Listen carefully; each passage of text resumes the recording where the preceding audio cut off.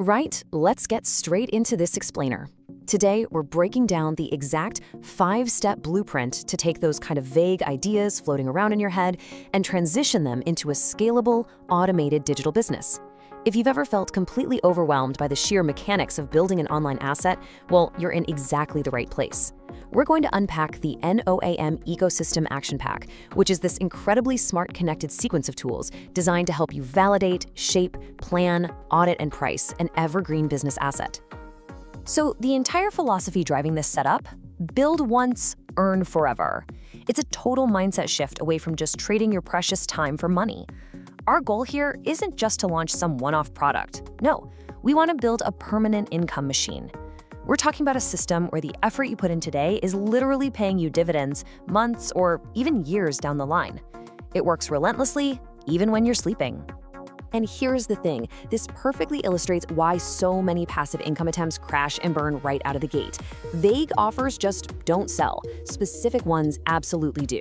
You cannot build a successful engine on, enthusiastic guessing. You have to build it on specific, validated evidence. Before you write a single line of copy for your product, you need to be 100% certain there's a real person facing a real problem in a real market waiting for it.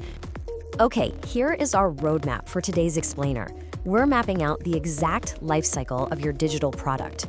First, we validate your niche. Then we scope the evergreen asset, execute the 90-day plan, audit the 6 pillars, and finally, price the real transformation. Let's kick things off with step 1. Validate your niche first. Know before you build. Because honestly, if you don't have a real hungry market, absolutely nothing else we talk about today is going to matter. What's really fascinating about this approach is how it aggressively forces you to stop targeting everyone. A niche isn't a trap, it's more like a telescope. The tighter you focus, the clearer the money becomes. You've got to interrogate your idea to find one specific person dealing with a painful, urgent frustration. Ask yourself, what's costing them time, money, or stress right this very second? To actually prove you found them, you use the validation scorecard. Before you even think about creating a product, you have to run this checklist, and you're aiming for at least 7 green ticks. You need hard evidence of existing demand, like search volumes or active forum threads, and you actually want to confirm that other solutions exist. I know that sounds counterintuitive, but competition proves money is changing hands. If you score fewer than 5 ticks here, you don't have a product problem, you've got a positioning problem. I actually find this deeply comforting. 10 buyers from a list of 50 always beats 3 buyers from a list of 500. You don't need some massive, sprawling audience to make this machine hum. You just need the right audience. Finding 50 highly motivated people who desperately need your exact solution is just vastly more profitable than shouting at a crowd of 500 people who are only kinda sorta interested. Moving right along to step 2. Scope the evergreen asset, from idea to income ready. Once you've got that niche locked in and validated, this is where we shape your raw idea into a laser-focused product that actually delivers results.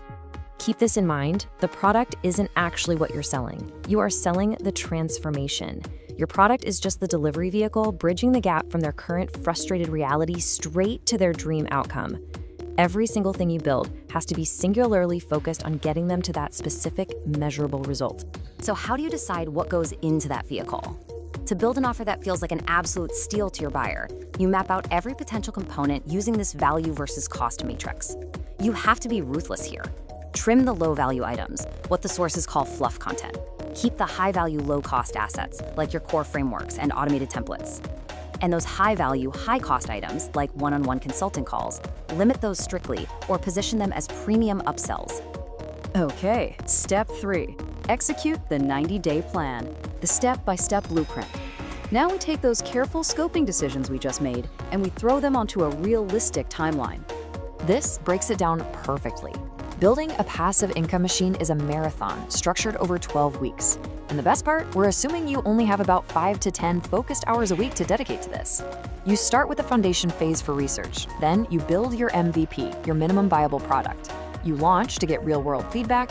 Then you optimize to fix the leaks in your system. And finally, you grow by consistently driving traffic. But here's the real secret. The calendar is a compass. It's not a rigid contract. If a week completely slips away because, well, life happens, you just carry the tasks forward. A passive income machine isn't something you just finish in a single quarter. It's something you start. The absolute only way to fail this 90-day plan is if you stop entirely.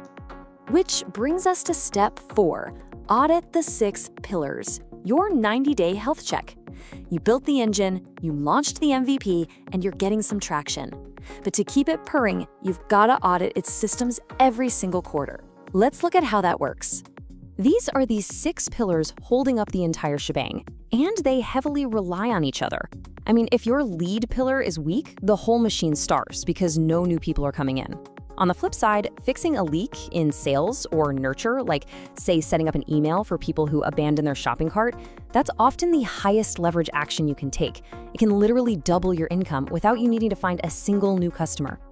When you do this audit, you score the pillars based on questions in the pack, adding up to a total possible score of 150. For a mature income machine, you're targeting a score of 100 or above. If you're sitting below 75, the sources are crystal clear. Focus on your 2 lowest performing pillars before you even think about dumping massive new traffic into a leaky funnel. I absolutely love this framing. It's a bit of tough love, reminding you to score things honestly. The audit isn't some school report card designed to make you feel bad. It's a diagnostic tool. It pinpoints your exact lowest performing pillars so you know exactly where to patch the leaks first. It basically hands you your to-do list for the next quarter. And finally, we hit step 5, price the real transformation, value for profit. This is the final piece of the puzzle where we assign the true commercial worth to the beast you just built. And honestly, this is where so many creators get really nervous.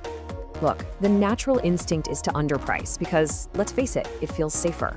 But it isn't safer. Buyers do not care how many hours you sweat over building the product. If you make a template that saves a busy business owner 8 solid hours of frustrating spreadsheet work, that is a premium product. It's not a cheap $5 download. You have to price it based on what that specific outcome is worth to them.